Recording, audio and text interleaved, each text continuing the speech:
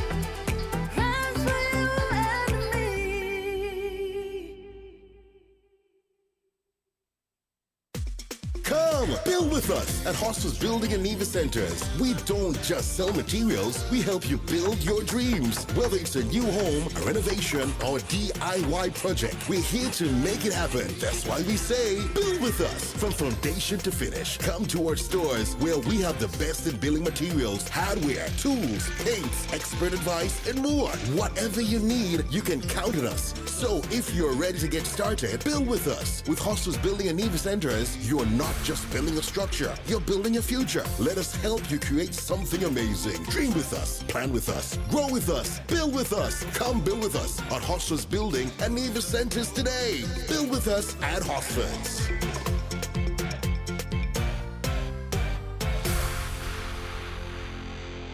Caribbean numbers come and play. Just one single dollar, that is the way. You can pick one number to 1 3.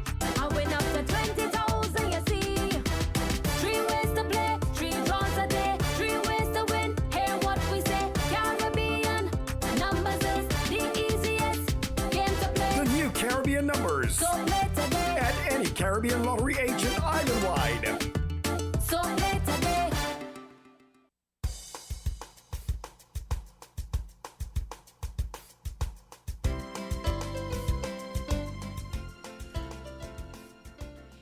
Good morning to the Federation of St. Kitts and Nevis, to the regional and international diaspora. Thank you always for tuning in to Island Tea. Welcome to today's edition. It's just about 10 minutes after the hour of 8. A busy Friday morning for me. I went for my regular parking, but it's all taken up, so I had to park and then walk across to get here. And the amount of near misses I saw on the road this morning and the unkindness of us as drivers, especially the busmen, yes, get me, because y'all don't act right on the road. We all have to share the road. Nowhere is far in St. Kitts. We're all going to get where we're going to get to. We're all going to make our monies for the day and more if we're nice, because yes, nice things come back to nice people. So come on. I'm like, even this coaster taxi looking at me like, the lady's coming out. What do you want me to do? I have to stop to let the lady out. I'm like, what's wrong with people? Yeah. We are so unkind. We're living in a selfish world. A very selfish world, and Friday mornings are busy. So come on, what's wrong with us? Every Monday you want the traffic officers come here and talk about minor incidents, minor fender bender. We can do better. And then when we get tickets, we abuse the government because we have money to give them. We need to stop. We need to stop. We need to be kind. We're all going to get there, regardless of the speed we are going at. You never know what the other driver is doing, so stop acting nonsensical, okay? I thank you. I've been walking for all of my life, and I've been getting there, okay? Listen, and so if you're driving, why won't you get there when I've been walking and getting Imagine me getting there quicker than you because I have the little vroom vroom wheels, and you walking. But I don't understand why we're so unkind. In a small island where we should be friendly to each other, we only friendly to the outsiders, but we mean to each other. That makes sense. It's been taught to us, and we've took it up. What you opened up with about the selfishness of the selfishness. The selfishness. I have two clips I'm going to play because it buys into when we see what's happening. Recently, Trump went off on Britain and Canada. He said, because, Britain and Canada have decided they're going to make ties with China. And the press asked him what he felt about it. And he said, it's going to be a dangerous move. They should think about this. And then he went off on the Canadian leader, when these things happen, this is why our Caribbean leaders need to be watching the world, because the world is moving a certain way, and if the Caribbean is smart, we're going to watch and move that same way. Don't let the U.S. come or anyone come and dictate to you who you should do business with. We're moving away from that because the world has seen the trend, and they don't really like it. There's a caller. Caller, go ahead. Good morning. You're live on Island Team.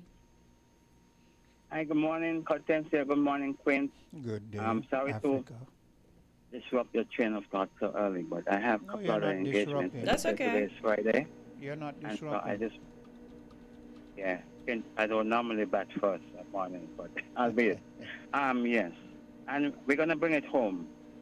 I listened to short snippets of Premier Matt Brantley and Prime Minister Terence Joe.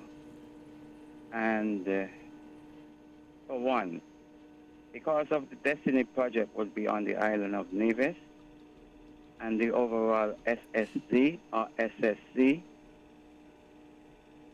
was a federal initiative, a federal legislation. Premier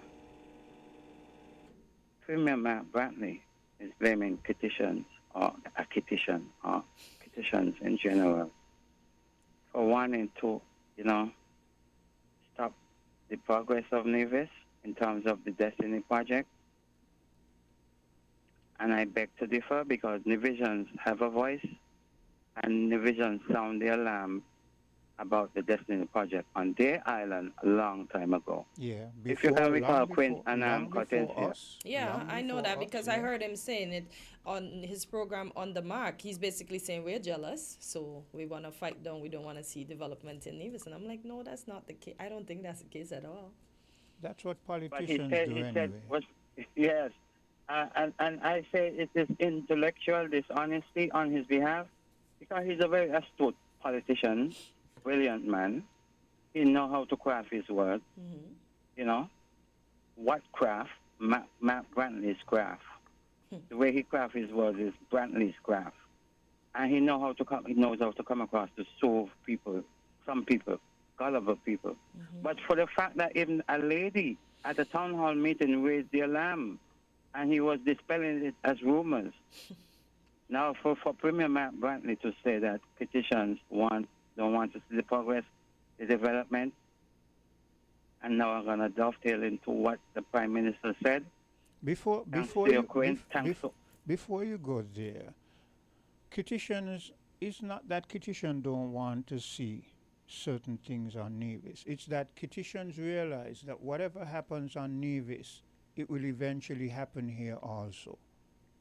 Go ahead. I agree, because former Prime Minister Denzel Douglas spoke about the White Gate as the potential area for a Destiny-like project.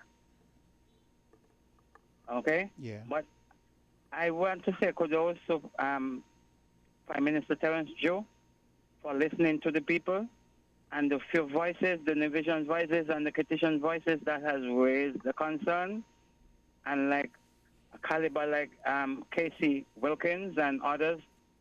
The Prime Minister seems he's going to go back to the drawing board in terms of amending, tweaking. Some of us call for what the word is in terms of that piece of legislation. In Jewish jargon. Oh, I don't know. Repeal. Yeah, okay. Okay? So, what I heard from the Prime Minister is that, yes, they're going to take a look at it because it seems like he did not say that. What I'm saying is, they put the cart in front of the horse. So the NGO groups and the Rastafarians and the Bar Association and the Evangelical Council and all that, they're going to have a say before, Yeah. And why not? Why This not? is our land. But here's the contradiction, because recently, you're talking about Chum. Recently, when Matt Brantley was asked, I listened to him on another program, when he was asked about, okay, the gentleman, the journalist, the person who hosted the program Excuse me. asked a question about, yeah, well, where all these Navitians, Caribbean people going to come back to? What they're going to come back to? How can we give impetus to the growth of these nations in these Caribbean islands? And make Premier Matt Brantley, as astute as he is, he made some good points.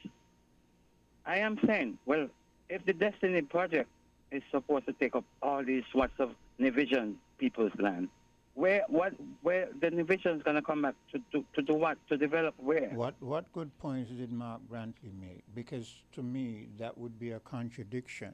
How can you be wanting to go on a trend where you're going to let massive amounts of land go to particular individual or groups of individual and still have the land to give to your people? It doesn't make any sense. But for one of what he would have said is that rightfully so, Caribbean people, Nevisians and Kititians are the ones supposed to develop their own lands. Remember, Matt Brantley said that the lands was their lying idle for a whole 100 years, maybe, right? What he is saying now, he should have said long time to encourage Nevisians to come home to develop their own lands. But Because we can develop our own lands. But what I'm saying, well Africa, is that he's contradicting himself. I agree with that contradiction. It goes to the statement, you cannot eat your cake and still see it in front of you. Having eaten it, it's gone. So you cannot be giving out massive amount of lands and still have those lands to give to your people. It cannot happen. So you say, oh, well, our people should come and develop the Nevis and come back home and bring your skills. But at the same time, you're moving forward to give out massive tracts of land to foreign entities. It doesn't make any sense. Look, go ahead. I know the contradiction. I agree with the contradiction.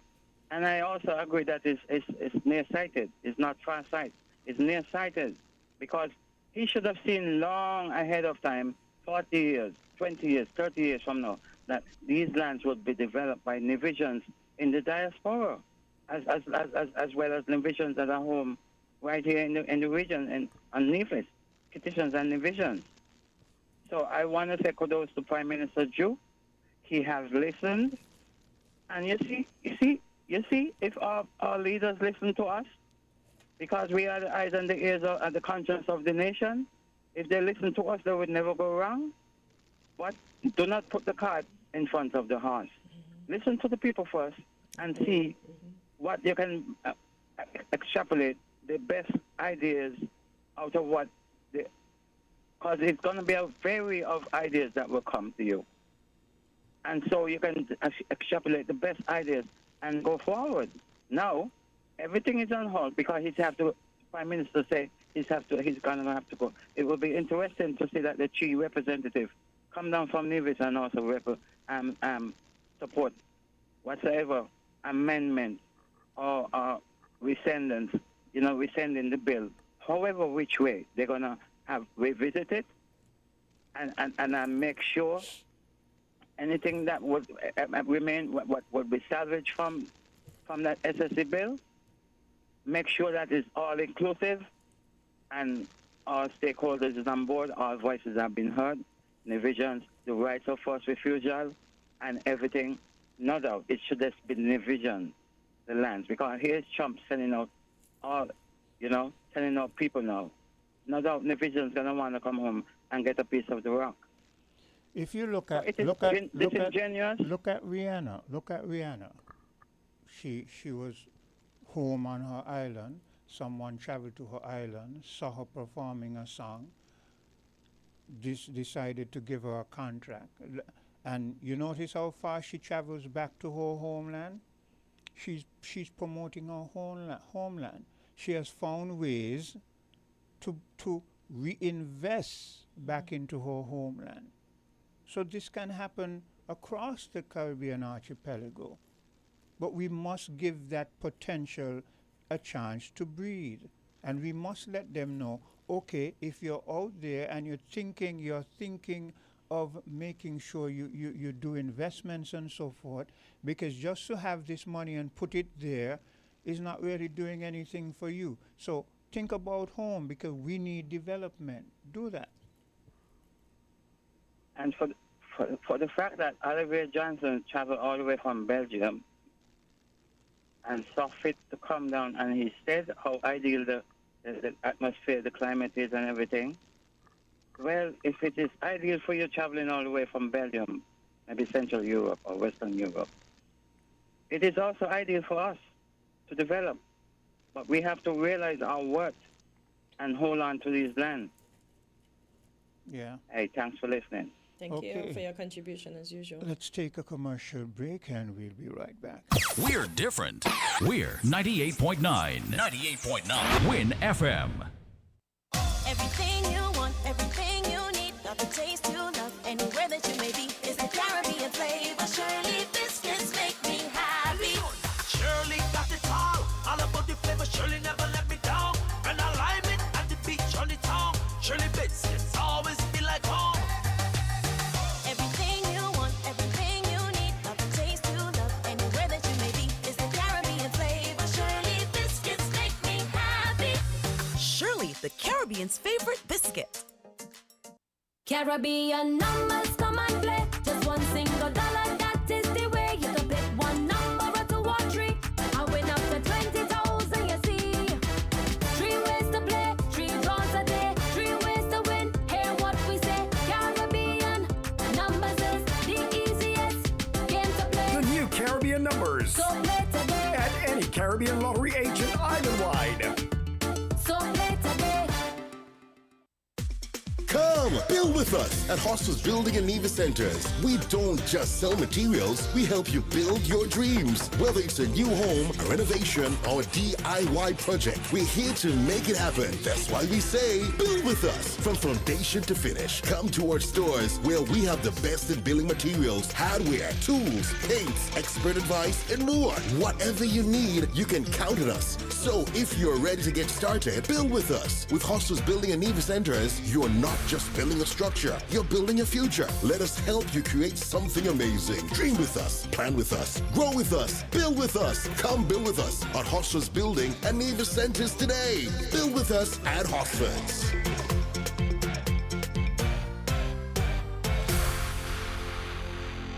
What are you doing? She said, drink a rude boy, I will do the work. You don't have to wind up yourself. You don't have to wind up yourself. Oh. She said, drink a rude boy, I will do the work.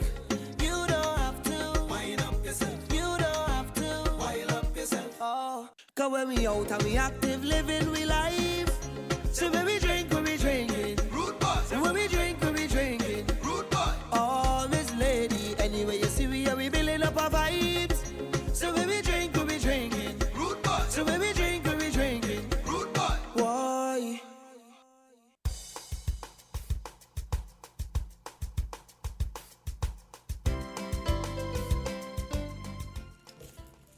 And we are back on Island Tea. It's just about 26 minutes after the hour of 8. As we continue along, I started with my ranting. I didn't even give the folks, but I'm sure everybody's accustomed to the numbers. You know where you can see us and all the good things. And you see me and Quint started talking. I didn't even ask Quint how he was doing this morning, but I know Quint is doing well. Thank God. As we continue along, I'm not being facetious. I'm not being troublesome. Let me put in my disclaimer now. People, don't come for me. If I didn't tell you come for me, don't come for me, please. So here goes. So we learned that next year, January 28th, we will have a new public holiday. Now, some are in agreement, others are not. Some of the claims are that private employers we're digging into their pockets. I know Gregory liked to talk on raising salary increases and all these things. So, Greg, if you're listening, you can maybe come and add your 2 cents. The next concern was, shouldn't it just have been a day of commemoration and remembrance? Because who knows, next we're going to say we don't do much for Kim Collins, so we need to turn August 25th into a holiday as well. So, and the other concern is that that's 3 paid holidays in the month of January already. That holiday is supposed to signify. The Buckley's Uprising. Oh, okay. Yes. So I think that's a fitting holiday, though. a fitting holiday. So what do you think about the other concerns that I raised? Well, they're valid, but I still think it's a fitting holiday, though. So a commemoration, but I know the Nyabingi Theocracy, what is it, the Nyabingi Theocracy, Yeah, they commemorate it every year, and I know they were working very hard to turn it into a holiday. I don't have a problem with it being a holiday, but I'm just trying to find out, how the nation is thinking.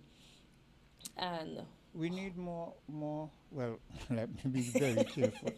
What I really want to say is we need more holidays that link with our history. You understand? We have holidays from this and that and all kind of thing imposed upon us. We need more holidays in line with our history. Perhaps what we need to do is phase out some of those other holidays and give them our own indigenous title or whatever, so that you don't have too much. Too many. Okay. But I think that is a very fitting holiday, though. So what would you phase out if you were to help the private sector, especially? Because the claim is that those employees feel the brunt of it, especially when they have to pay salaries. Well, this holiday, I think it couldn't be on a different day, because the day represents the uprising. So this is not what I use as an example. Yeah. So for instance, let's say, just you being a hypothetical, because I can't remember all the holidays, but let's say Halloween, right?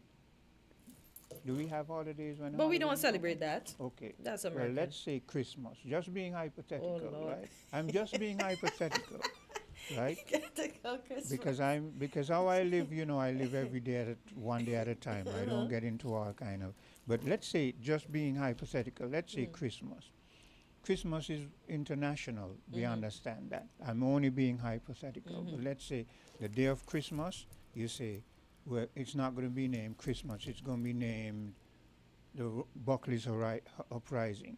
Only as a hypothetical, because remember, the Buckley's Uprising already has its date. But that's what I'm suggesting, Give things, it's like people suggest that some of the streets that have Sir this and Sir Thomas Warner and change them. That's what we want. So you can change certain things and not be adding. You understand? So it's kind of hard for me to explain, but I think people get the gist of it. What you're saying. So so there's a caller. Let's see if we can. Okay, we lost that. So caller, you can always call back. Miss Henry, you too. You can come in and let us know what you think of it. And remember, I'm not trying to be troublesome. I'm all for it. We do have a caller. Caller, go ahead. You're live on Island T. Good morning. Caller. Okay, we lost that. All and right. speaking of callers, we would like to hear some new voices. There are a lot of individuals out there. We know you have things perusing through your mind. Give us a call and speak on them.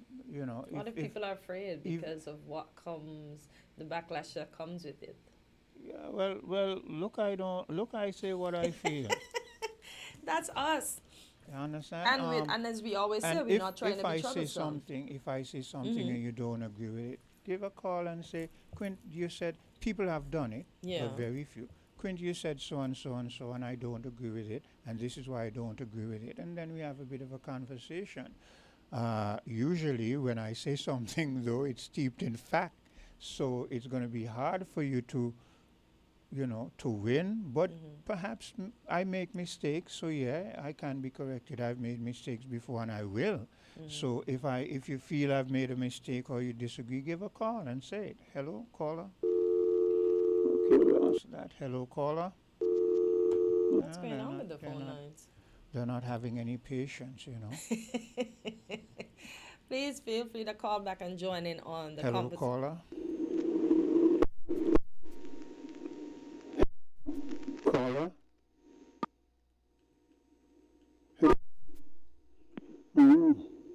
Hello. Hi, good morning. You're sounding like you're under the sea. I am. Morning. How are you doing today? I'm doing fine. Oh, Yes. With regards to your morning, everybody. Actually, I heard you the first time. For some reason, you couldn't hear me. If I'm to be one of those conspiracy theorists, I would say that my phone has been tampered with. I won't go there. You said it. I did? Okay. Yeah, Well, something for weird is anybody else who happening. is listening, for anybody else who is listening, I'm aware of it. But Okay. like you, Quinn, I mean, I just speak my mind. So it really doesn't matter who's listening. Yeah. With regard to the holiday, I think there is some concern that we're overdoing it with the number of holidays. It probably would be a good idea to do for comparison purposes, look at how we compare with other countries in the region. But I would say regarding this particular holiday, it is a deserving holiday, I think. Yeah. What I would have done, though, is change the day for national heroes and put it rather on this date, that is this new date that is being proposed or is coming into effect, or some other convenient time, a month when there's no other holidays or something. That is always look at it. That is And a good example. so incorporate both. So you have national heroes, because in my opinion, all those who participated in that uprising are all heroes. Okay, I mean they were the original, call it the original ones, and so that day would commemorate not just the Buckley's uprising, but also any other national heroes that come along. Idea. I like that idea. I don't know what's happening with I think your phone has been tampered with. Because ever since you got on, we're hearing you clear. Yeah. We're sounding kind of distant. Yeah, we're sounding like we're under the sea. Yeah. Oh well. It's the overseas line. I guess that's easy to do, or easier to do. But you know, what can we do? Yeah. With regards, what was it? Africa who started it? Yes. Who came on? Who the first caller? Yes. Yeah? Right. I think he's so correct. There's a lot of what shall we call it? Politics at play here. Anytime there's an election looming, or anytime a Nevision politician is in trouble, they pull out the St. Kitts card, okay, and try to drum up this idea that Kittitians want Nevisions to be in the back of the bus, to quote the premier. Yeah. Right, and you know, I find that so. I find that really disingenuous of him. Okay, he knows exactly what he's doing. Okay, and basically what he's trying to do. Yes, he's trying to sell the Destiny Project. That's fine. But to sell it on the backs of something like that, to me, shows him up not to be a very credible person. Okay, he's just opportunistic when he does things like that. Yeah. All right. making up, I wouldn't say making up, but telling stories like, well, this lady from St. Kitts she don't want the Nevis Hotel project to go ahead because it's going to take business from St. Kitts. When you bring things like that out in public, I'm not saying that some lady didn't tell him that, but that's one lady, okay? And to use things like that is I guess politicians do it all the time, but it's nasty politics, if you ask me. Yeah. Right? You speak about nasty. I'm going to play a clip when you hear nasty has been practiced from way, way back. Oh yeah. There's nothing new under the sun. Yeah. But in relation to that Destiny project, well, first of all, he made it clear that it's now in Dr. Ju's court, the Prime Minister's court, because it was sent to him, the approval by the Premier in Nevis, or the NIA, was sent to him, and so basically he's waiting for a sanction from the federal government. Yeah. First, there are a number of steps involved, because after that, it has to go to the NIA, and then the federal parliament for ratification. Yeah. And I'm not sure where the public input comes in at that stage, because remember, we don't know details of the project. So is that going to come before it goes into Parliament, or is it going to come after? I don't know. Let's hope that our Prime Minister has been learning so far, and that he would have learned at this point that it is better to come clean with us and be genuine. Yeah, than to come afterwards. Yeah. I think the mere fact that Brantley said since the 23rd, I think, of December it was sent, and this is the end of January. Some kind of stalling might be going on, I don't know, or some really hard soul searching might be going on. So that might be because he gave the impression that the Destiny guys are ready, rearing and ready to start the project. Okay? They always give that impression. Huh? They always give that impression. Look back at the campaign down here. Everything was ready. We were ready to make money. Investors were lining up, falling over each other. And look at the economy now. Well, that's true. But also, remember that the Jensens had given a deadline of end of year for us to sign off on the project. Yeah, they can give all the deadlines. Brantley met the deadline, shall we say? They can give all the deadlines they want. No, but the fact is Brantley has met the deadline. But and one has to ask, how many times, Mr. McMahon, have you heard me say, if it was left up to Brantley alone and the federal government was not a part of this would have happened a long time ago. Well, there is also a narrative developing now where they're saying, regardless of what the federal government says, they can go ahead with the project. And that is going to be interesting, right? Because one of the things that was invoked is, so I think it might have been a reporter who asked him in his press conference about the committee that is to be set up. And he basically said it has not been, but that the legislation, that can't stop anything because the legislation indicated may be set up, which was one of the things that people objected to.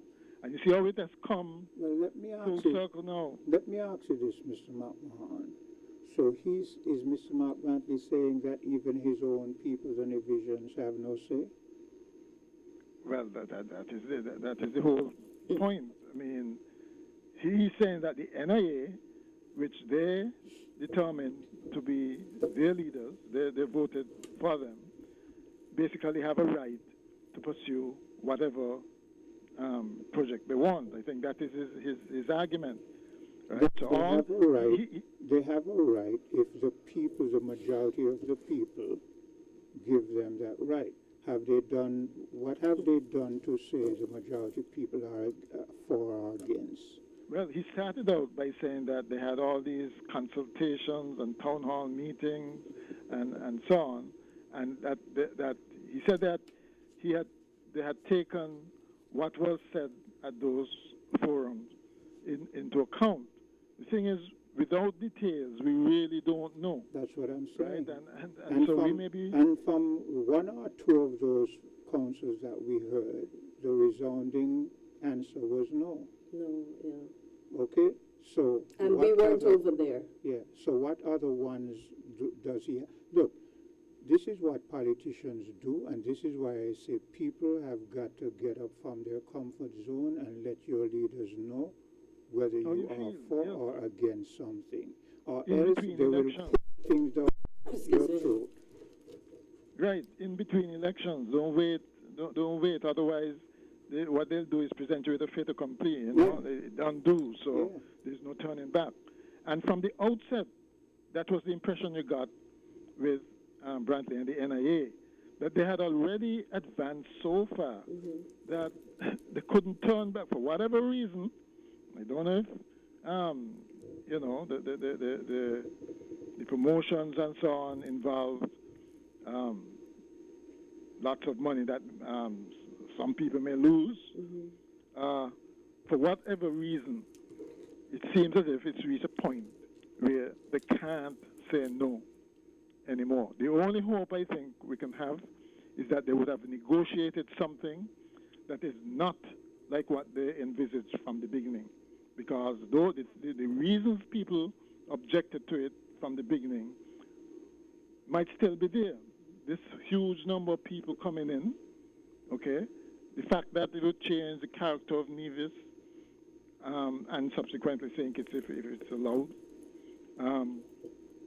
You know, the philosophy of the people involved, the huge amount of land that is involved, those things, right? And one of the most disingenuous things for Mr. Brantley to do, because I heard him, is to say that, well, look, they have this massive project in Fort Thomas. You ain't hear nobody. They had no town hall meetings on it. You ain't hear nobody protesting, which, of course, that is not true. There are people who object. And that massive thing that he's speaking about is small. It's a dot compared to what he wants to do. I agree. We didn't get consultation and so forth. But this is what politicians blur the line. We're speaking about a dot in comparison to what he wants to impose.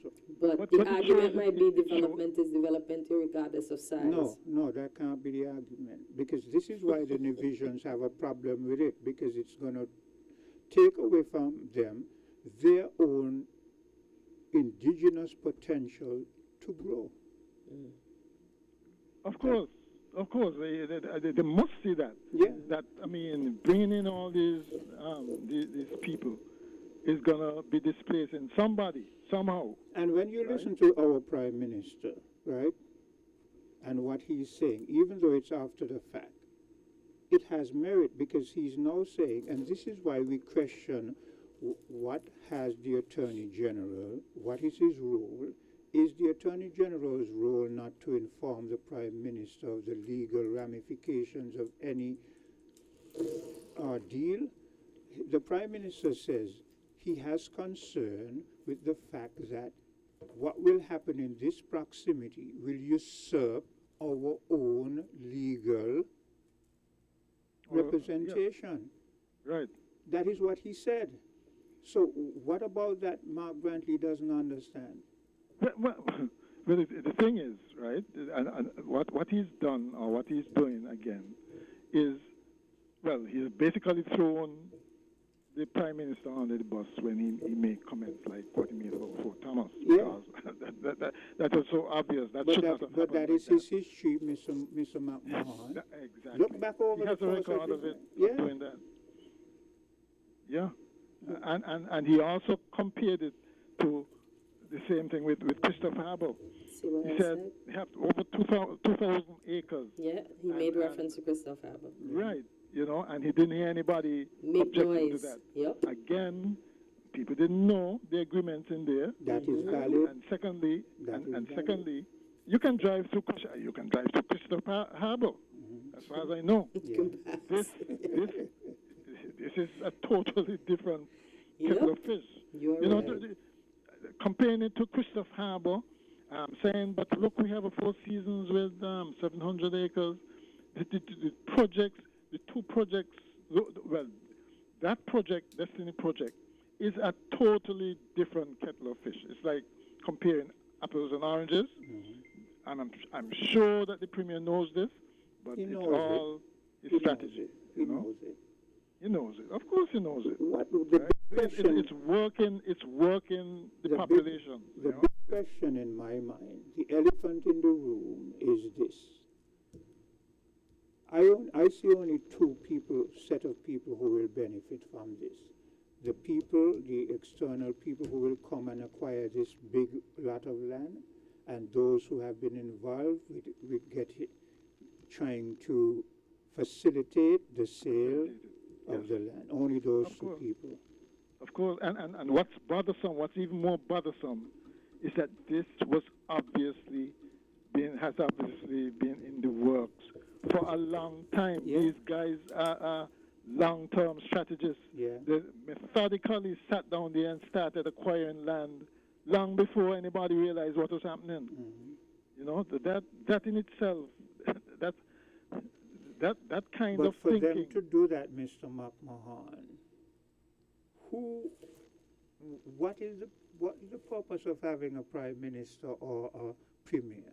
For them to do that, wouldn't there have to be some kind of allegiance, some kind of corporation? Well, ultimately, yes. But remember how they set about it? And strangely enough, Bentley himself pointed out that Jensen is a citizen. Okay, how they went about it, buying up the land secretly, bit by bit, to the point where they But said they have enough now I am to saying, start the Mr. project. McMahon, Mr. McMahon, this could not have been done secretly on a passing over the heads of, or it should, let me insert that word, it should not have been done passing over the heads of the premier. What happened to the housing association or land and whatever authorities? That's what I'm saying. Well, he don't like when people bring it up, but it is a fact. What happened to the fact that his wife was one of the main agents involved in this? You mean to tell me that he didn't see this happening, even in those circumstances? That's what I'm saying. That's a hard pill to swallow. Yeah. Right? And so basically, that's what I said. It was buying from the start, right? And now, well, I don't know what it is. It's going to be interesting to see what the Prime Minister and federal government eventually decide to do, because I can't say that I see an immediate benefit for them, in just passing this project, letting this project go through. Yeah. It may be that they may want to not I think mess up the relationship with I think when this first came up, a lot of naivety went into it, right? I think when it first came up, on whose part? Let's go back on everybody's part, both the Nevis end and the federal end, but excluding Mark Grantley. Mark Grantley has not been. This is my opinion. He has been the only one who's been savvy as to what is going on. Mark Grantley is not a fool, He's very, very smart. He's very, very meticulous. But here's what happened. Let's go back to when some would say conniving. You use meticulous, some would say conniving. Okay. Go ahead. Meticulous gives him a bit more credit. Okay, so it's more politically correct. Okay. Yes. All right. Okay, let's look at when we first heard of this and how it was presented to us. If we weren't savvy. If we didn't have you and I and a few other individuals didn't have life experience, it would have we would have bought into it because it looks so good. And but the first thing that jumped out to me was, this is an AI representation. That's the first thing, because I'm thinking that kind of development isn't as easy and casual as it looks. You're talking millions and billions of dollars for it to reach there. But they're giving you the final product even before something started. And if you're naive, you buy into it. Well, remember, Jens himself in his press conference said that they've already spent millions of dollars to reach into this point. I guess the point being the promotions and so on as well. I believe that was a lie. Look, this is marketing strategy. You believe that though, because when he was on the show with the local gentleman from Nevis, he did say he had told them to bring it to the public's attention. So look, maybe it was going well, that's true. You know, remember he said that. Yeah, I heard Cotton that. is right. He actually said that they told him not to do it at that point, which wasn't again interesting, because what happened is what was revealed then, and what he's saying is just Mark Brantley, but what was revealed then was that he is in fact talking to the federal government as well, right? When this was denied by at least the Prime Minister said that he didn't know anything about no Destiny project. I'm not speaking about the knowing, because I remember that statement, and when he made that statement, I drew an arrow to the fact that he showed that he lacked respect for our leaders. Okay, I did say that, but I'm not speaking about the knowing, because the knowing and how impressed you are with something and you're going to buy into it, that's the big difference, and that is what I'm saying. On a lot of people's end, what they saw was, boy, this thing looked good. And remember, Mr. McMahon, I spoke to when Whitegate was years ago, when Whitegate was proposed. We did see pictures of ships lined up on that. We saw it. So because we had that experience of this kind of AI projection, that is why we were skeptical. But for those who didn't have that memory and that recall and that knowledge, they could easily buy into it, because they're seeing is like we often say, they're seeing the cart before the horse. Yes, they're seeing the end product. Yeah. I mean, to be fair, that is what all developers do. That's what when they were doing Christopher Harbour, it's the same thing. You know, you're seeing all this Grand Marina, all these houses that don't exist yet. That don't exist, and up to now don't exist. Up to now, you know. All they want you to do, Mr. McMahon, is to buy into it. Once you buy into it and you sign on those dotted lines, that's it for you. And it's really unfortunate that more people aren't savvy enough to recognize this. You know, they just maybe that's why now they have the clause where if we fail, we don't know. We know what we pay, but if they fail, we still don't know what they pay. Yeah, but that is of no validity as far as I'm concerned. How come? How you mean? If you sign on that dotted line, it becomes because what our leaders have been saying, I'm giving them the benefit of the doubt, is that they have not completely signed off on anything. Yeah. No, they haven't. Yes. So you not can yet, talk all but that the you mere want. fact that you're discussing this, I mean, to me, it's objectionable that we should be asked to pay for the failure of any project, right? I mean, that's not, when businesses down here fail, do the CEO or whoever asks taxpayers to foot the bill? I told you, Mr. McMahon, we're going to take a commercial break quite soon, and when we come back, I'm going to play a clip for you. You've heard me speak on a number of occasions of how the British imposed forced opium on the Chinese. You remember? Right. This is not a trivial thing. I'm going to play a clip. It is a two-part clip, but I want people to listen carefully. And in that clip, you will understand that historically, from way back then, they have never really been interested in true negotiation. It's about might is right. So we're going to take that bit of a commercial break, Mr. McMahon. All right. And we'll be right back. We're different. We're 98.9. 98.9. Win FM.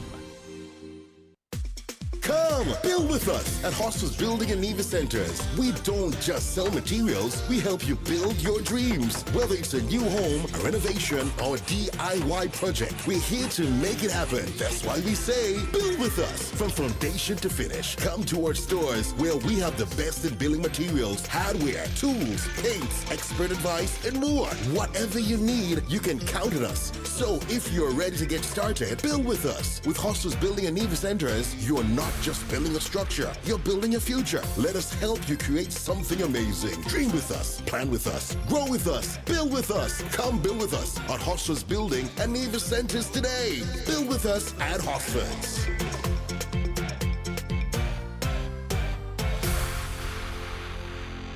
Oh, I've got this feeling to high five the sun, dance in the rain, and have my scoop of fun. I'm on my way to flavor my day with something new, and I've got room for you. Let loose and live a little, get close and share a little, give in and taste a little. You'll fall in love with creamery novelties. Love life and live a little, get close and share a little, give in and taste a little. You'll fall in love with creamery novelties. Enjoy Creamy Novelties Ice Cream, distributed by Rams Trading. Live a little. If you need protection, you need one who you can trust to secure your investment. You need one who'll do you just. TDC Insurance, you're the one that you can trust. TDC Insurance, you're always safe with us. TDC Insurance is your go-to insurance company for all your insurance needs. We take pride in offering you the best solutions and ensuring our customers are fully satisfied. TDC Insurance, we take good care of you, guaranteeing you peace of mind. You're always safe with us. Caribbean numbers come and play. Just one single dollar, that is the way. You can pick one number or two or three. I win up to 20,000, you see. 3 ways to play, 3 draws a day, 3 ways to win. Hear what we say. Caribbean numbers is the easiest game to play. The new Caribbean numbers. So play today. At any Caribbean lottery agent island-wide. So play today.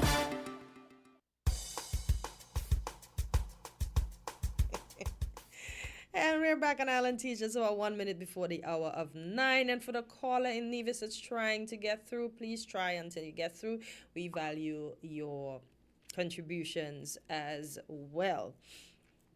As we continue. Remember, I have a clip. Okay, go ahead, Quinn. Right? Go ahead. I want you to listen to this because this clip shows, I want people to listen carefully. This is a bit of a history lesson, a synopsis history lesson.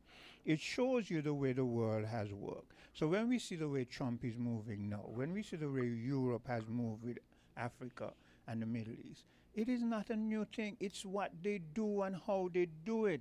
They are blatant. And this shows you just a matter of the Chinese selling the British tea.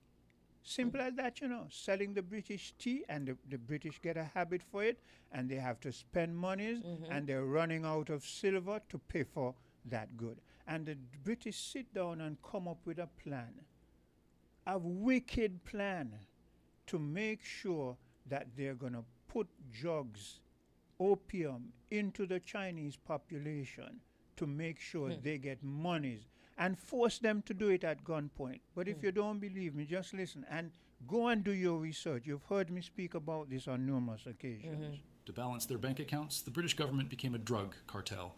They grew opium in India and smuggled... Let me put you right back to the beginning. We are often told that the British Empire was built on steam engines and free trade and the rule of law. But in the 19th century, the greatest empire on earth was actually running the largest criminal enterprise in human history. To balance their bank accounts, the British government became a drug cartel. They grew opium in India and smuggled it into China at gunpoint. And when the Chinese government tried to say no, Britain went to war to force them to keep buying the drugs. It was a war fought not for freedom, but for the right to sell poison. To understand how the respectable gentlemen of London became international drug dealers, we have to look at a cup of tea. By the 18th century, Britain had become addicted to tea. It was the fuel of the Industrial Revolution.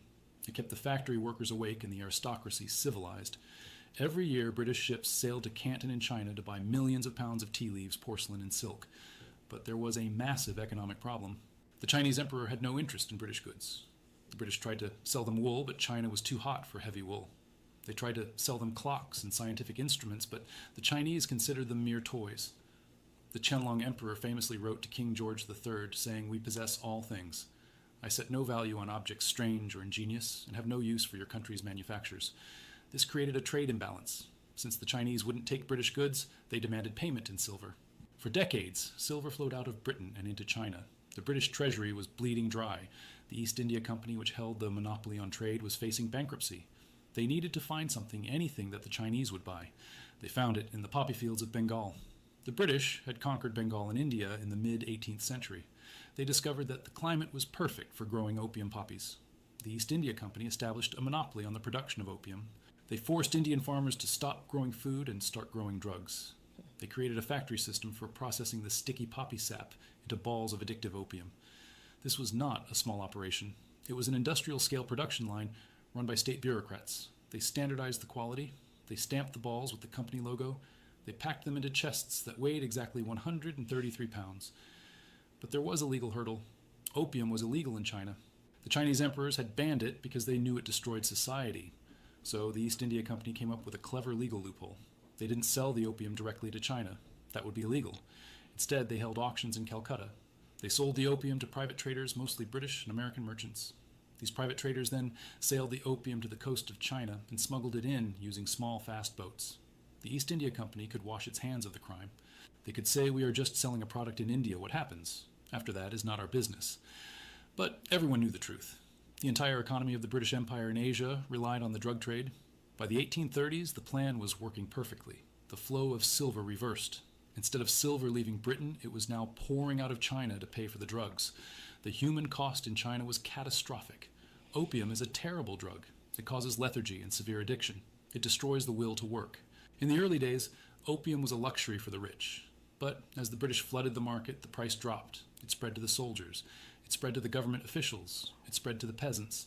By 1838, it is estimated that there were up to 12 million opium addicts in China. The drug was eating the country from the inside out. The army was useless because the soldiers were high. The administration was corrupt because officials were taking bribes to let the smugglers pass. The Daoguang emperor in Beijing saw his empire collapsing. He realized he had to act. He appointed a man named Lin Zexu as his special commissioner. Lin Zexu is one of the true heroes of Chinese history. He was incorruptible, he was intelligent, and he was determined to save his country. In 1839, Lin Zexu arrived in Canton. He surrounded the foreign factories where the British merchants lived. He demanded that they hand over their opium stocks. The British merchants refused. They thought he was bluffing. But Lin Zexu was not bluffing. He locked down the district. He cut off their food and water supplies. He made it clear that no one would leave until the drugs were surrendered. After 6 weeks, the British superintendent, Charles Elliot, finally surrendered. He ordered the merchants to hand over more than 20,000 chests of opium. Lin Zexu took the opium to the beach at Human. He didn't just burn it, because burning it would release fumes that might get the workers high. Instead, he dug massive trenches. He mixed the opium with lime and salt water to chemically destroy it, and then washed the sludge out to sea. It was the 19th century equivalent of the biggest drug bust in history. Lin Zexu also wrote a famous letter to Queen Victoria. It is a masterpiece of moral reasoning. He wrote to her, asking how she could allow her subjects to sell a poison in China that was illegal in Britain. He wrote, "I have heard that the smoking of opium is very strictly forbidden by your country, because the harm caused by opium is clearly understood. Since it is not permitted to do harm to your own country, then even less should you let it be passed on to the harm of other countries." The letter was never delivered. The British Foreign Office refused to accept it. Instead of apologizing, the British government was furious. When the news reached London that the Chinese had destroyed British property, they didn't see it as a sovereign nation enforcing its laws. They saw it as an insult to the British flag and a violation of free trade. Powerful lobbyists representing the drug merchants pressured the government. They argued that if China was allowed to seize British goods, then no British merchant was safe. They wrapped their greed in the language of liberty. They claimed they were fighting for the principle of free exchange. Parliament debated the issue. There were some voices of conscience. The young William Gladstone spoke against the war. He called it unjust and calculated to cover this country with permanent disgrace. He said that the British flag, which used to be a symbol of justice, was now being flown to protect an infamous contraband traffic. But the money spoke louder than the morals. The vote passed. Britain sent the Royal Navy to punish China. The first Opium War was a massacre. The Chinese military was still fighting with matchlock muskets and bows and arrows. They had wooden sailing junks. The British had the Nemesis. The Nemesis was the first iron-hulled steam warship to serve in the Far East. It was a monster of the new industrial age. It could sail against the wind.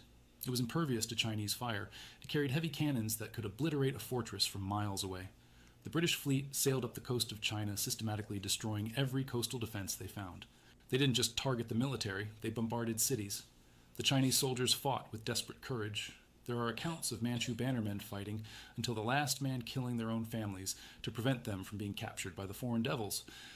But courage cannot defeat steam and high explosives. That's the first part. And if you think that part is bad, you understand what happened? Congress sat down and said, they're stopping our commerce. And their commerce is drugs, you know. Well, I look at it, I never really delved into what opium was, but I see it's given as a medication. I hear people get addicted to drugs, but now I know it's morphine. Opium is in morphine and all these things. That's why people get so addicted to it. I didn't know it was. Here's what I want you to, and everyone to grasp. You know it's a drug. No, I know it's a narcotic. You know what it can do to people. Wow. And you intentionally smuggle it in. And even when their empress says, and this man writes a letter and says, but you outlawed this in your country.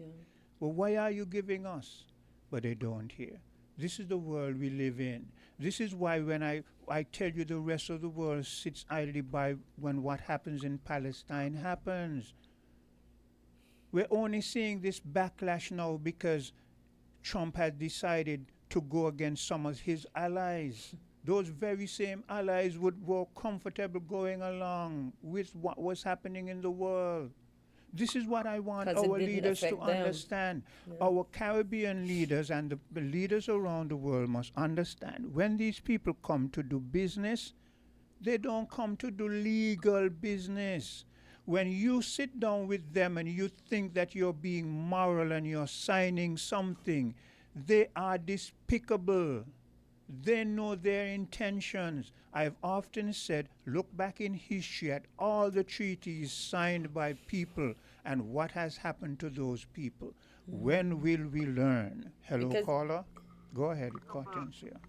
They know their intentions. Let the caller go ahead. I'll say it afterwards. Caller, go ahead. Good morning. You're live in Island T.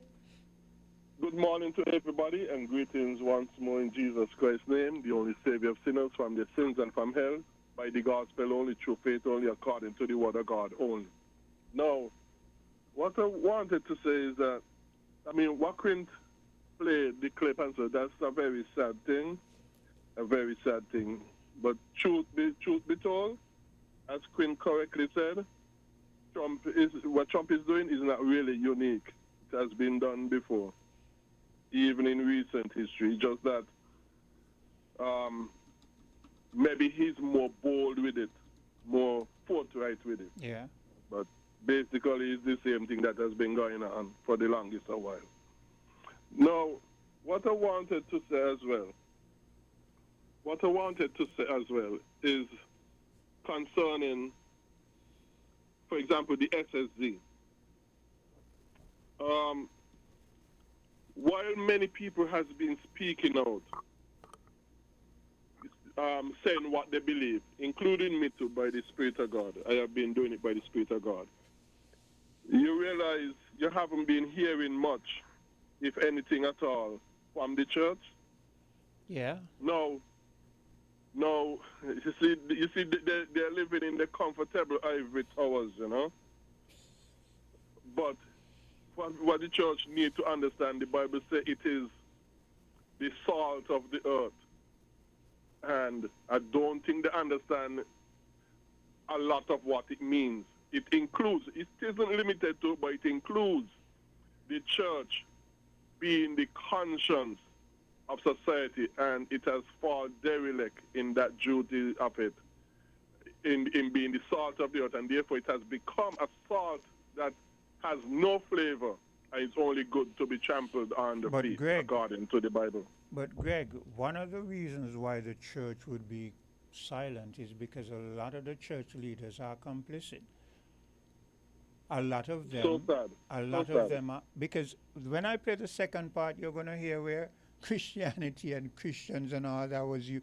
You think when you hear about the smuggling of drugs, you think it was Christians and Christianity were used to push. Yes. I mean, it's just unbelievable. So it's Yes. what you're saying in a nutshell, Greg, is that a lot of the people who come in the name of Christianity perhaps are just sheep in wolves in sheep clothing.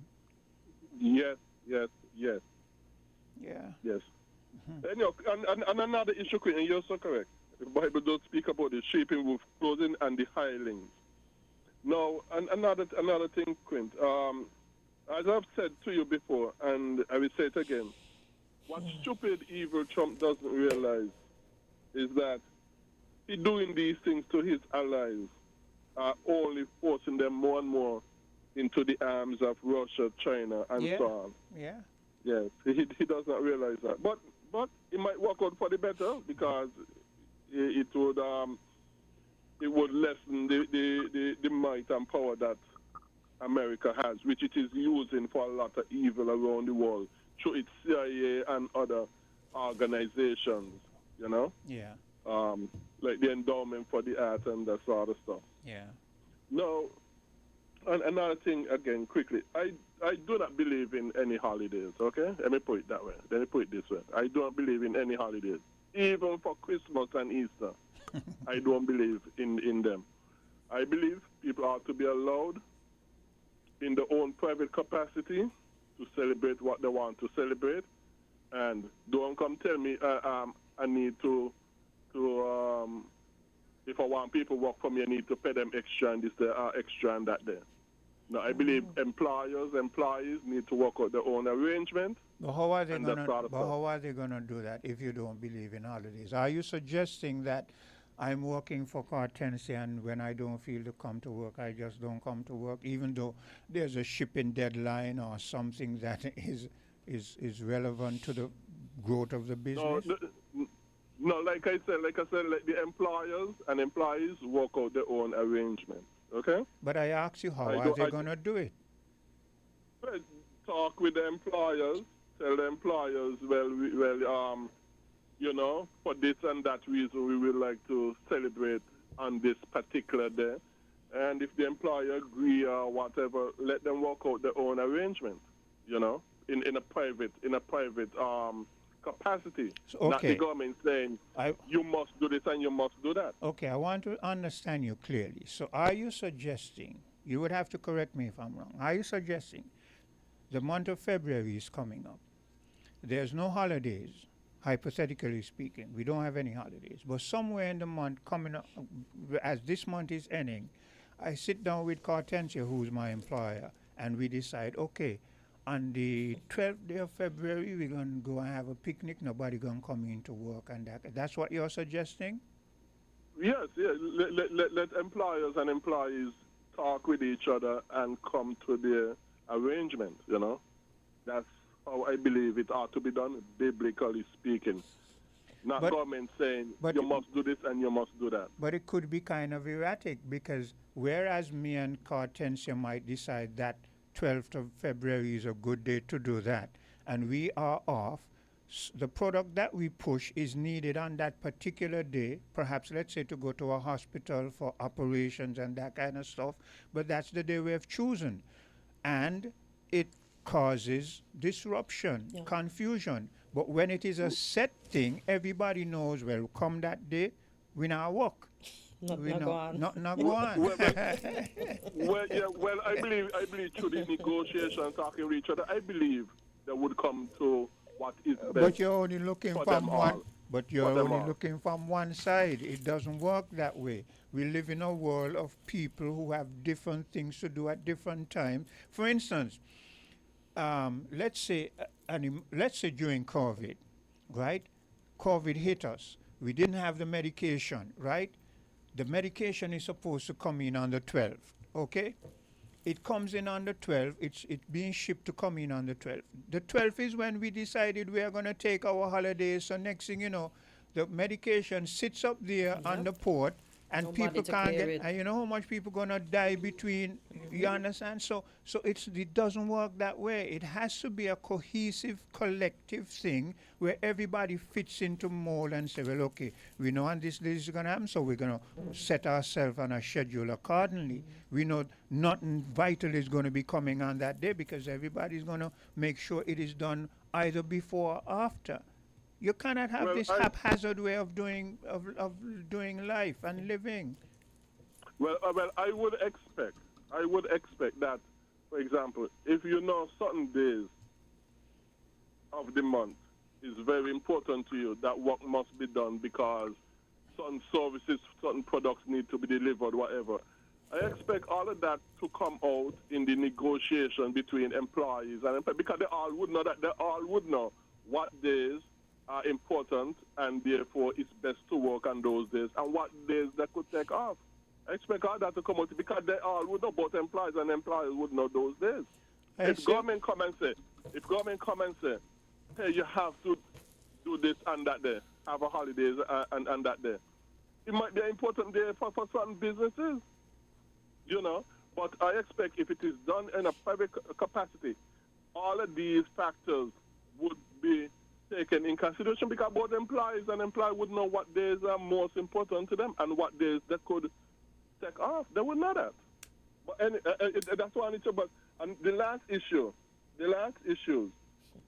sorry, I would like to speak to. You know, I subscribe to a WhatsApp page book by National Geographic, and I woke up to something today, which I've heard, I've spoken about it in the past, at least where people, certain mental capacity like dementia are concerned. But this is what I've read. The title of the article is "Reading Books Can Help You Live Longer. Here's how." This is the title of the article. And I'm going to just read a little thing quick, Quint. It ain't long. It's just a little thing. So the part of the article I'm going to read says this, quote, "When you get lost in a book, you often enter a trance-like state, similar to meditation, and that state is deeply protective. Picking up a book may do far more than filling your downtime. According to experts, getting absorbed in reading puts the mind in a focused, meditative state, one linked to lower stress, protection against cognitive decline, and even a longer life." And another part in the article showed that Yale did a study on that, and that, yes, reading books does seem to extend the life of people who are readers. So I said, you know what, let me also read this, because I remember when I used to work in customs in the late 80s, you know, I used to get heckled for ordering books and that sort of stuff. And you know what? I have not regret to this very day in ordering the books them that I've been ordering and learning from them, even though I used to get heckled even from the custom fellows when I used to work there in the 80s. The mind, like any other part of the body, needs exercise. And when you people read, don't realize that. And when you read, you exercise the mind. You understand? A lot. You exercise. When I was, you ask people in Connery, if you saw me always going, I always had a book. My head is in a book. People used to say, "Be careful your butt up. Be careful." You know. Yeah, I knew a young girl like that, Melissa Bryant.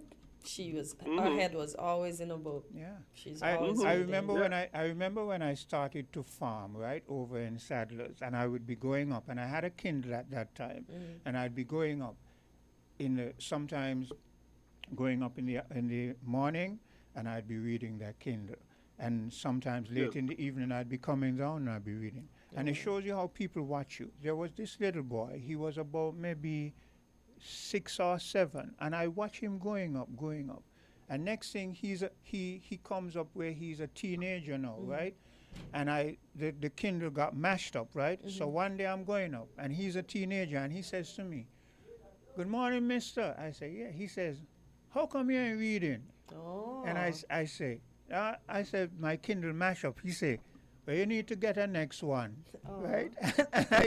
And on my way going up, right, I'm thinking, wow, so that little boy was watching me all the time, and he walk up. Maybe he asked somebody, "What are you doing?" He asked his father, and he said, "Oh, he reading." You understand? So what you do makes an impression on people also. Exactly. Yeah. And you never know. You don't know who watching you, no? Yeah. Just need the people who watching you and even learning from, and you just don't until maybe later in time. But I would like to say, people, it's very, very important to be reading books.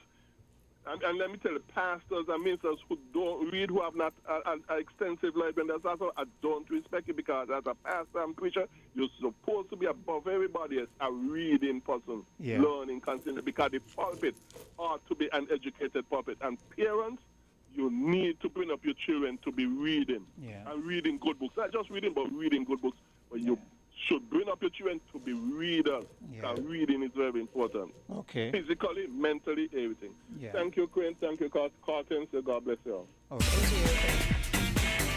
Found the sound 98.9. If you need protection, you need one who you can trust to secure your investment. You need one who'll do you just. TDC Insurance, you're the one that you can trust. TDC Insurance, you're always safe with us. TDC Insurance is your go-to insurance company for all your insurance needs. We take pride in offering you the best solutions and ensuring our customers are fully satisfied. TDC Insurance, we take good care of you, guaranteeing you peace of mind. You're always safe with us. Caribbean numbers come and play. Just one single dollar, that is the way. You can pick one number or two or three. And win up to 20,000, you see. 3 ways to play, 3 draws a day, 3 ways to win. Hear what we say. Caribbean numbers is the easiest game to play. The new Caribbean numbers. So play today. At any Caribbean lottery agent island-wide. So play today. Come, build with us at Hostels Building and Nevis Centers. We don't just sell materials, we help you build your dreams. Whether it's a new home, a renovation, or a DIY project, we're here to make it happen. That's why we say, build with us. From foundation to finish, come to our stores where we have the best in building materials, hardware, tools, paints, expert advice, and more. Whatever you need, you can count on us. So if you're ready to get started, build with us. With Hostels Building and Nevis Centers, you're not just building a structure, you're building a future. Let us help you create something amazing. Dream with us, plan with us, grow with us, build with us. Come build with us at Hostels Building and Nevis Centers today. Build with us at Hostels.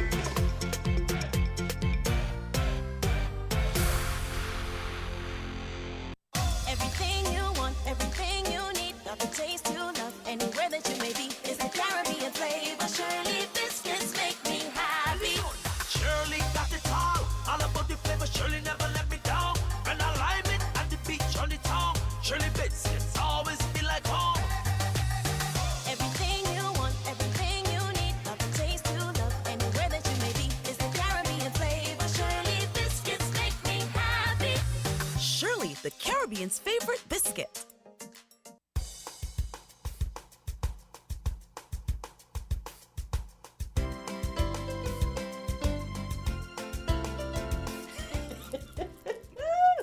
Story are back.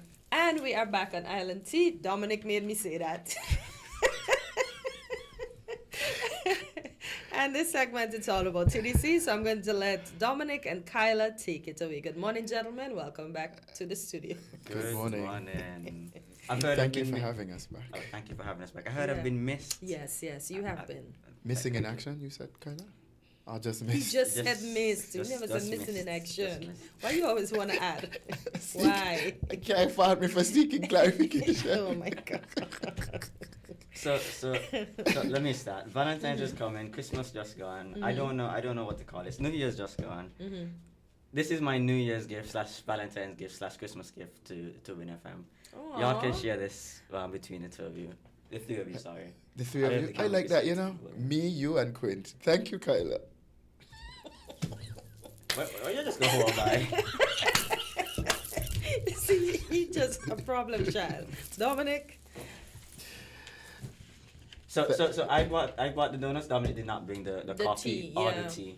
I am very, very disappointed. I was hoping we could be a nice duo.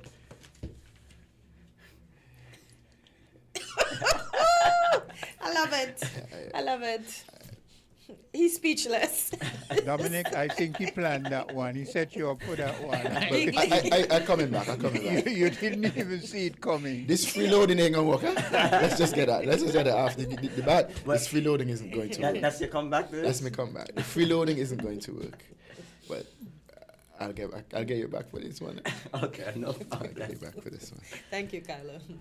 Okay, Dominic, you can start talking about our promotion. So when Kyla is here and I'm here and we're here to talk about TDC Financial Services, we had our holiday loan, which started in November.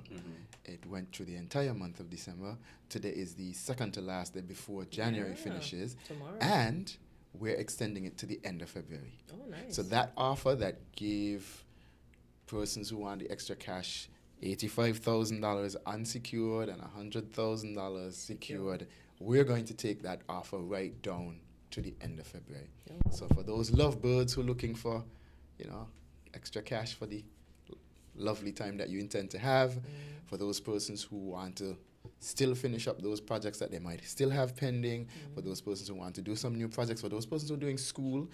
I recently attended a university fair, and some schools are opening their enrollment now for March, April, May. So for persons who are looking for extra cash, this is an opportunity. For those persons who might have missed the train and you want to consolidate, again, this is a time for you to get some extra cash. $85,000 unsecured, $100,000 secured. Okay. One of the things we didn't mention, I don't think we did, Kyla, I don't think I did, and I'm sorry for not mentioning it. Every single applicant that is successful qualifies for a chance. I won't tell you what the item is, but you qualified if you've taken the loan before. If you haven't, you can still qualify for a chance to enter our raffle. There was a raffle attached to it. I don't think we mentioned the raffle, but I went back through my notes. I went back through my notes. I bring the proof, empirical evidence that there is a raffle. Okay. So there will be a raffle at the end of February, hopefully, if they don't decide to carry it over to March. So we're going to do a raffle. So for those persons who've already taken a loan, this is an opportunity for you to enter the raffle. Okay. One of the things about the loan also is that it has a deposit component.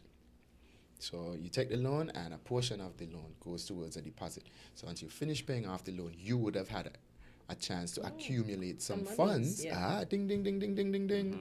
Some funds as well. I don't know if we mentioned that, so this is a time for us to mention some of the additional benefits that you can have with the loan. So we're not just giving you the money, we're giving you a chance to accumulate some as well, and a chance to qualify for our raffle. Okay. Well, I can speak a little bit about the raffle. It's on the poster. Kyla, bring your poster. I'll bring the poster. It's a $1,000 shopping spree. To any one of our retail outlets. So if you want some tires, bust me bubble. Your bubble game boss bless you today. You meet your matching in your Go ahead, Kyla. So if you want some tires or you want a little thing off some furniture or fridge or whatever the case is, you get a chance to win that $1,000 shopping spree. At any one of our retail outlets. That's TDC Home and Building Depot or TDC Automotive. Okay, nice. All right.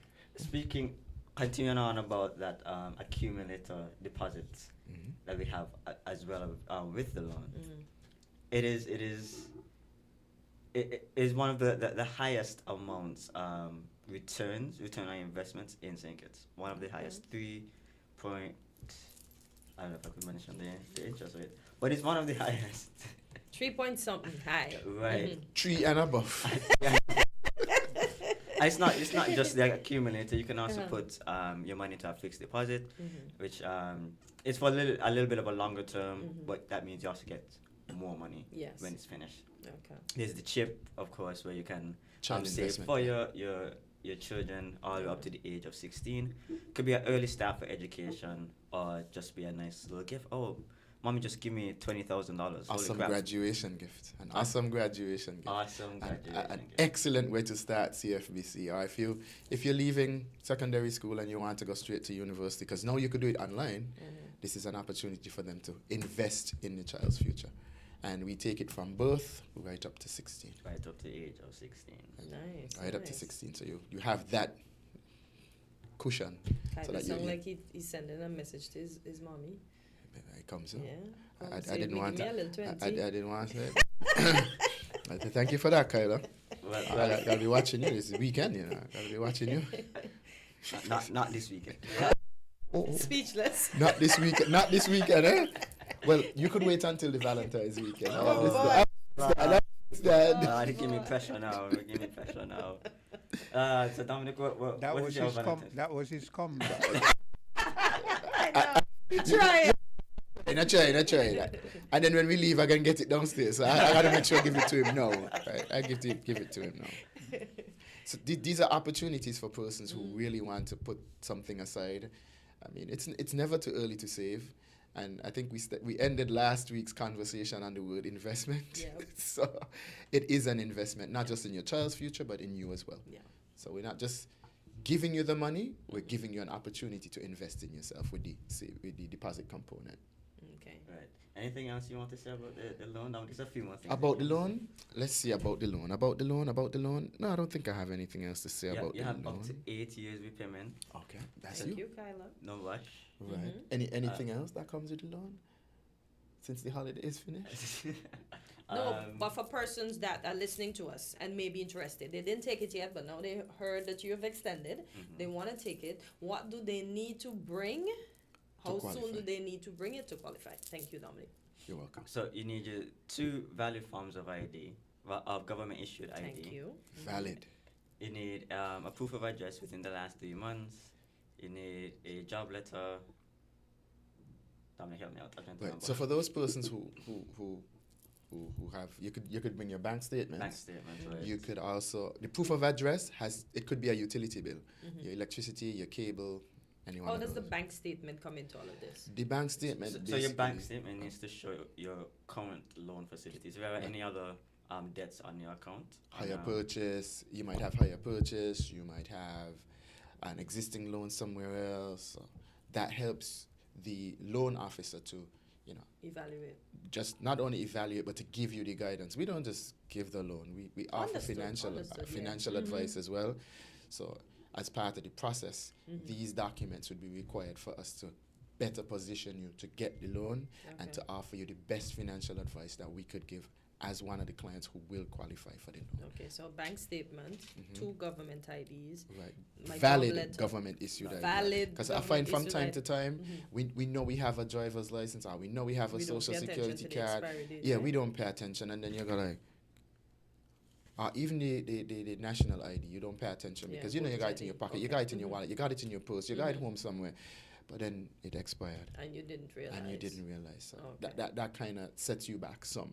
And we wouldn't want that because persons really need access to the funds. And you said a proof of address is just your utility bill, your utility bill, whether the cable, Skelec, water, any one of those, internet, any one of those that states that you're living at X, whatever. If you're renting and so forth, your renter could provide you with some additional information as well to help you with the processing of the loan. Okay, so I'm coming for the 100,000, right? You are? I like that. Hold up, wait a minute. You said the 100,000 is secured. Right. So what do I need to bring to secure that? You need to secure it with a minimum of 10% deposit of the loan amount. Oh, okay.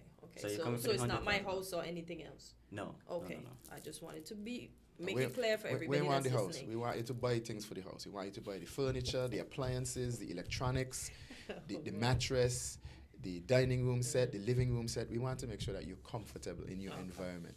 We want to make sure that if you're consolidating your debts, that you have access to the funds. We want to make sure that if you're investing in your child's future, that we give you the funds to purchase the school supplies or the equipment, whatever it is.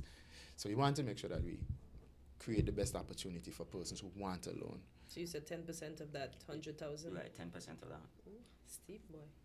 If I got that, It's a large amount, $100,000. People don't borrow Well, $100,000. up to that amount, right? Yeah, it's right. Yeah, Up to boy, that that's a 10%. That's a But big, you can always big take amount. 50,000 and answer. Okay, sir, I'll take 50,000. Right, and we'll be sure to give you an appointment. Now, one of the things we encourage persons to do as well is to follow us on social media. Follow us on social media, on Facebook, on Instagram. We, from time to time, we provide tips. From time to time, we provide valid information so that persons who actually want to know about the loan or want to know about our deposit options, they could do that. So you could follow us on social media, Facebook and Instagram. We haven't had the WhatsApp channel yet. That might be coming soon.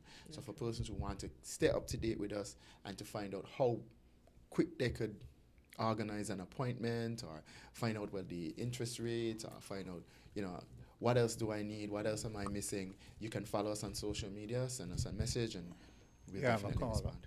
We have a caller. Okay, caller, go ahead for the gentleman from TDC. Good morning. Yes. It's me again. Good morning, Mr. Well, first of all, I have a question concerning the loan. I have a question concerning the loan. But first of all, Dominic Padner, he looked very much like Officer Bell, sound like him, just as like him, but his skin is just a bit darker. And I never hear Catenza laugh more like when Dominic is there. Very good, Dominic. Thank you. You're very, very good. My question about the loan is this. The interest rate. What is the interest rate? I will listen out here. Thank you.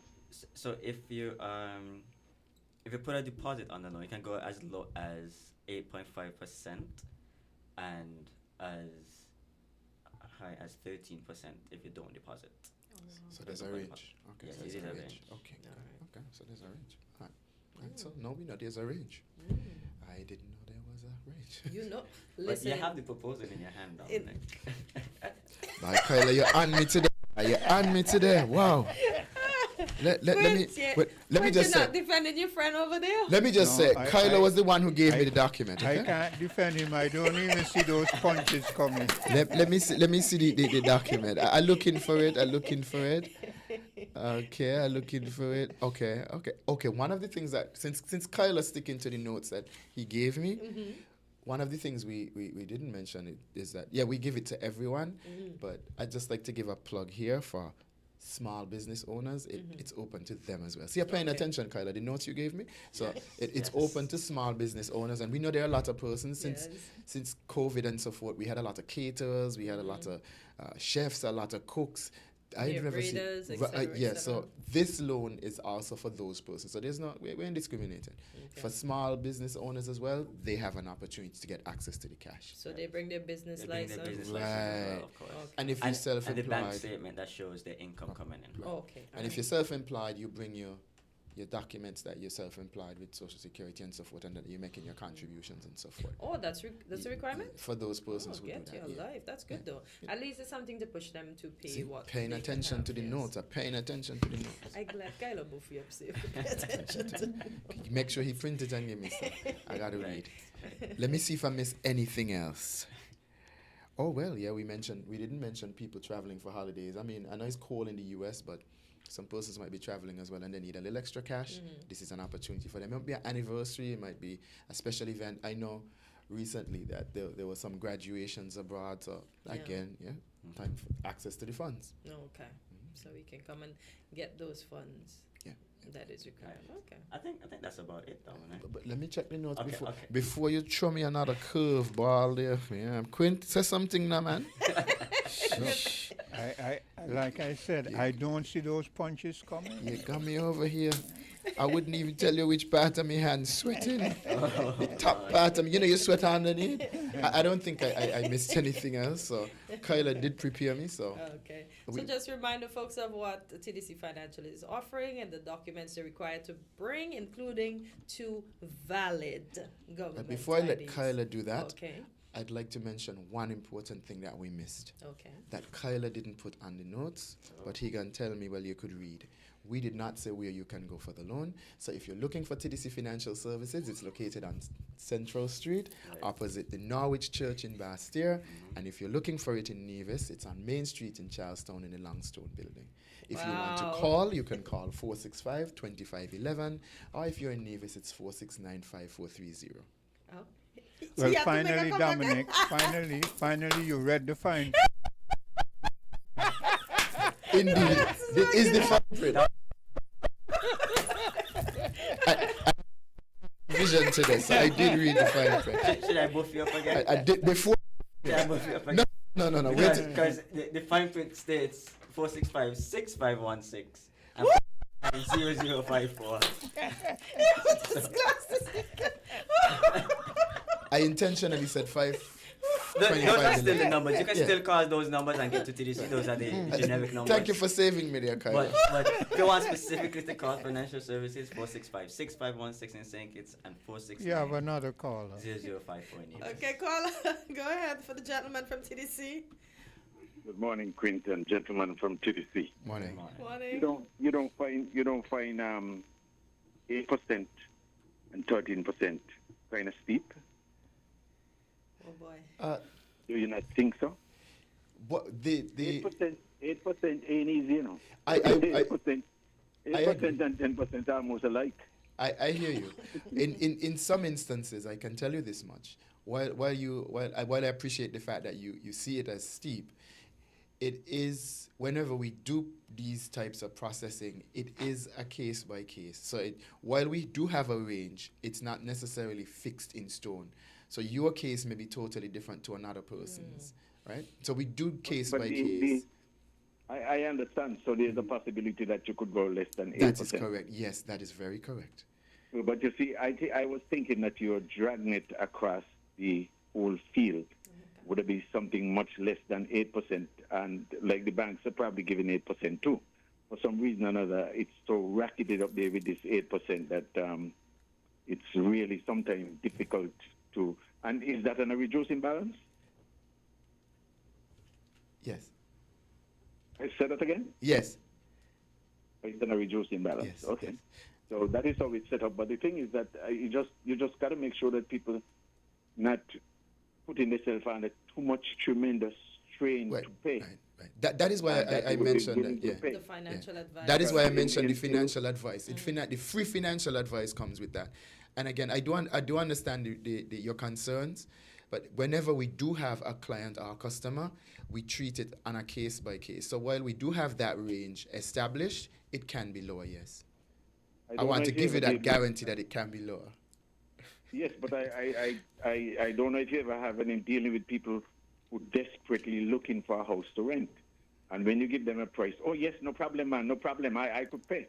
And they pay the first 2 months, and then afterwards they fall through because of the fact that the rent is so high that they cannot contain it. Yeah, and so therefore, to me, things, loan like those should be that attractive to say, hey, look, you normally could pay, normally we're looking for 8%, but because of the fact that we want to make sure that you're comfortable paying and we want you to pay every month because it's going to be fixed on you. Yes. That you pay something less than 8%. And so that is the reason why you're going that low. And at the same time, lower you go, more people you get too. Agreed. More people you get in the nitty potatoes for you rather than you just get one or two trying to struggle to pay 8%. Right, agreed. That will pay. Agreed. Because some people could start a loan with 8% and then they find out they can't pay. True. And you're out the door. Yeah. Anyway, I continue listening and see thank you kindly and thanks for calling. Laughing, but these things are very serious matters. I agree. Even though you're happy and comfortable and have fun with it, I understand. Nothing wrong with that. But at the same time, these are very serious matters because these are serious times. Yeah, I agreed. Have a good day. Thank you very much. Thank you very much. Thank you, caller. Thank you. So again, it's a case by case as well, where every single applicant is evaluated on a case by case. So while we do have that range, it's not necessarily set in stone, as right? you mentioned, so we do cater to the customers because we, like he rightfully said, it is a serious matter, and we do recognize that one, yes, we want the business, but two, we want to give that particular applicant that peace of mind, that ease, that hey, when my salary deduction is taken or when I'm coming in to make a contribution, I am comfortable and I don't have to think, man, I got this heavy interest rate to pay. So it is a case. We treat every situation a case by case, and I'm speaking from experience. I recently had dealings with one of our loan officers, and it was case by case. Not because I work there, or because my situation is special, but I did tell her, well, I had no idea that this was the level of comfort that you're putting the customers at, including me. Yeah, that's nice. That's nice. So, Kylie, you want to give us the handle before we wrap up? And I'm not going to say that because that's my friend over there, but yeah. All of a sudden, she's looking at friend now. How we could reach out. Valentine's must be coming. I got my Valentine. Right, so last but not least, TDC Financial Services, we're extending our loan offer up until the end of February. You have up to $85,000 unsecured, $100,000 secured, up to 8 years repayment, and if you get approved for the loan, you get a chance to win $1,000 shopping spree in any one of our retail outlets. In St. Kitts and Nevis. In St. Kitts and Nevis. And as it regards the humor, remember there's an old saying, a spoonful of sugar makes the medicine go down. Yes, indeed. And he did get the medicine, that's why. Yes, he did. Yes, he did. Yeah, he just wanted a little lower. But Dominic, you remember when Kyla had first started? Wow, Kyla has grown, huh? Yes, he Look has. at Kyla. Yes, he has. Kyla, I'm proud of you. He bringing gifts. I could only bring myself. He bringing gifts. We're gonna have to break away though, because I think we have another interview. Wait, hold a second. Go ahead, Carter. Oh, okay. No, we were wrapping it up. Yeah, we were wrapping it up. Yeah. She was giving Kyla his kudos. Yeah, I remember when Kyla started and said, Kyla, you're going to be fine, you know. Yeah. And look, Kyla just out there now. So Kyla just doing his thing. Next time you'll sit here and I'll go back over there. Yeah, because he's got it. You got it? He's good on his own. Yeah, he's very good on his own. You said we have somebody else? That's on the next program. Oh, okay, all right. So, gentlemen, thank you so much. It's always a pleasure. You always bring the laughs. Kyla started bringing the gifts. So, you know, Kyla, expectations, I know. So, yeah, y'all have a great day. Watch Kyla. Have a good Friday. Thank you kindly. You're welcome. We'll have a financially sound Friday. Yes. WINN is 98.9. 98.9 is Win FM.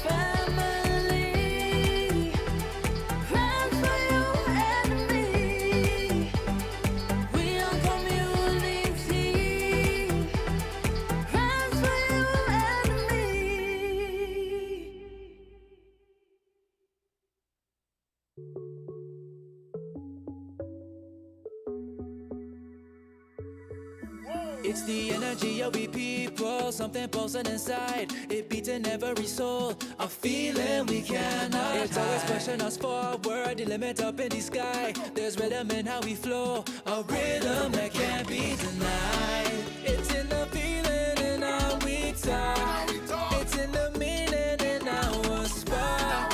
It is the thing that sets us apart, who we are. 'Cause the rhythm of life keeps bumping.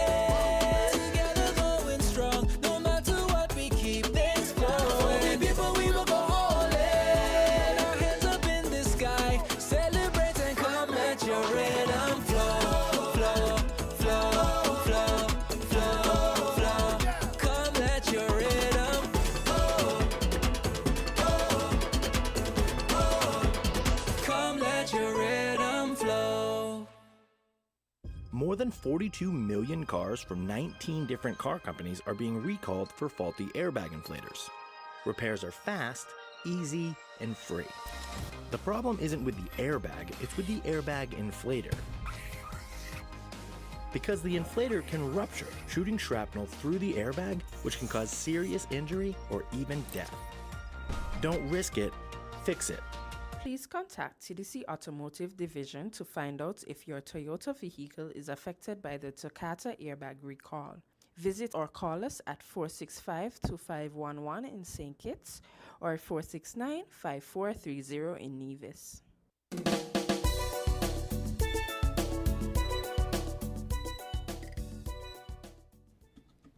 And we are back on Island T. Quint, where's our tune? Isn't that Voices tune?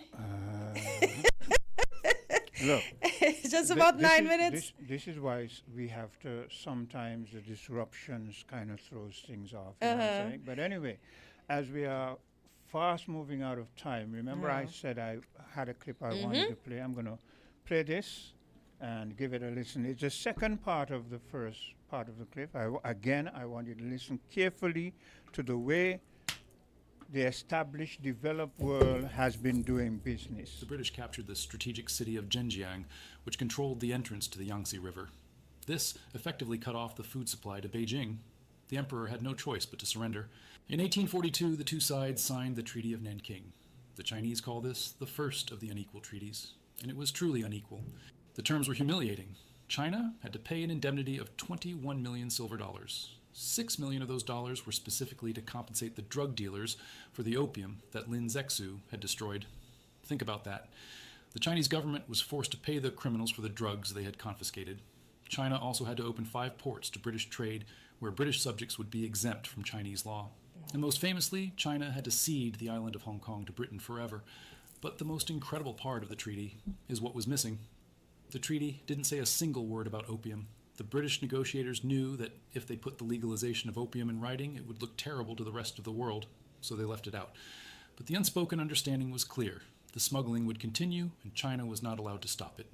And continue it did. In the years after the war, the opium trade exploded. The number of addicts doubled, then tripled. The British Empire was now officially the narco state of Asia. But one war wasn't enough. By the 1850s, the British wanted more. They wanted access to the interior of China. They wanted to legalize the opium trade officially. They wanted embassies in Beijing. In 1856, they found a pretext to start the Second Opium War. This time, the French joined in, eager for their own slice of the Chinese melon. This war was even more brutal than the first. The Anglo-French forces marched on Beijing. When they arrived outside the capital, they found the old summer palace, the Yuanming Yuan. The summer palace was a wonder of the world. It was a vast complex of gardens, temples, and palaces filled with the art and treasure of 5,000 years of Chinese history. It was the personal residence of the emperor. The British High Commissioner Lord Elgin ordered the destruction of the palace. It wasn't a tactical decision. It was an act of vengeance and cultural erasure. 3,500 British troops spent 3 days looting and burning the complex. They smashed porcelain that was priceless. They tore down silk tapestries. They filled their pockets with jade and gold. And then they set fire to the buildings. The smoke from the burning palace was so thick it blotted out the sun over Beijing. The famous French writer Victor Hugo later wrote a scathing essay about this. He wrote about the 2 bandits who entered a museum and looted and burned it. He said one of the bandits was named France and the other was named England. The destruction of the Summer Palace broke the spirit of the Qing dynasty. They signed the Convention of Beijing in 1860. This time there was no ambiguity. The opium trade was legalized. Christian missionaries were allowed to travel anywhere in China. And more territory was given to the British in Hong Kong. The consequences of these wars were profound and lasted for a century. For Britain, it was the peak of their power. They had forced the largest nation on earth to bend the knee. The profits from the opium trade funded the British Indian government and helped build the Victorian cities we admire today. But for China, it was the beginning of the century of humiliation. The opium wars destroyed the legitimacy of the imperial government. The people looked at their leaders and saw weakness. They saw that the emperor could not protect them from the foreign drugs or the foreign guns. This led to a series of internal rebellions, most notably the Taiping Rebellion, which was one of the deadliest civil wars in human history. It led to the collapse of the Qing dynasty in 1911. It led to the warlord era. And ultimately, it created the conditions for the rise of the Communist Party. When we look at modern China today and its attitude towards the West, we cannot understand it without understanding opium. In the West, we learn about the Opium Wars as a footnote in trade history. We might hear a joke about tea, but in China, every schoolchild learns about the burning of the opium by Lin Zexu. They learn about the burning of the Summer Palace. They visit the ruins, which are kept as a national monument to shame. To the Chinese, these events are the primary evidence that the West preaches about human rights, but practices exploitation. They see the modern Western complaints about trade rules or intellectual property as hypocrisy. They remember when the West kicked down their door to sell drugs. The British Empire eventually stopped the opium trade in the early 20th century, not because they suddenly developed a conscience, but because domestic pressure in Britain finally became too great. The moral rot of the empire had become too obvious to ignore, but the damage was done. There is a concept in history called blowback, the idea that actions taken today will have unintended consequences decades or centuries later. The Opium Wars created a deep well of resentment. They taught China a brutal lesson. The lesson was that in the international arena, might makes right. They learned that if you want to be respected, you must be strong. You must have the ships and the guns to sink the drug dealers. When we see China building a massive navy today, when we see them asserting control over the South China Sea, we are watching the long echo of the Opium Wars. They are determined that there will never be another Treaty of Nanking. The story of the Opium Cartel is also a mirror for the British Empire itself. We like to think of the Victorian era as a time of high morality. We think of strict social codes and church on Sunday, but the foundation of that society was rotting. You cannot build a moral civilization on the profits of addiction. The tea that the British drank in their parlours was paid for by the misery of a Chinese peasant in an opium den. The silver that built the banks of London was washed in the salt water of the Canton Harbour. It exposes the dark side of unbridled capitalism. The East India Company was a corporation. Its legal duty was to make a profit for its shareholders. If the most profitable thing to do was to sell poison, then the corporation would sell poison. And if the government tried to stop them, the corporation would buy the government or start a war. It is a warning about what happens when commercial interests are allowed to dictate foreign policy. When we prioritize the balance of trade over the balance of humanity, we end up in a world where gunboats are used to open markets for vice. The Opium Wars remain the ultimate stain on the British flag. It is the moment when the mask of the civilizing mission slipped and the world saw the empire for what it truly was in that moment, a drug pusher with a navy. This story forces us to ask uncomfortable questions about where wealth comes from. When we look at the grand historic buildings of Europe or the old money of the great families, we rarely ask about the source. We admire the architecture, but sometimes, if you scratch the surface of the gold leaf, you find the black tar of opium underneath. The legacy of the Opium Wars is not over.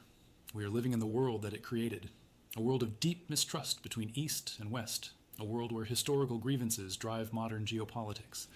And it all started because a nation of tea drinkers didn't want to pay in silver.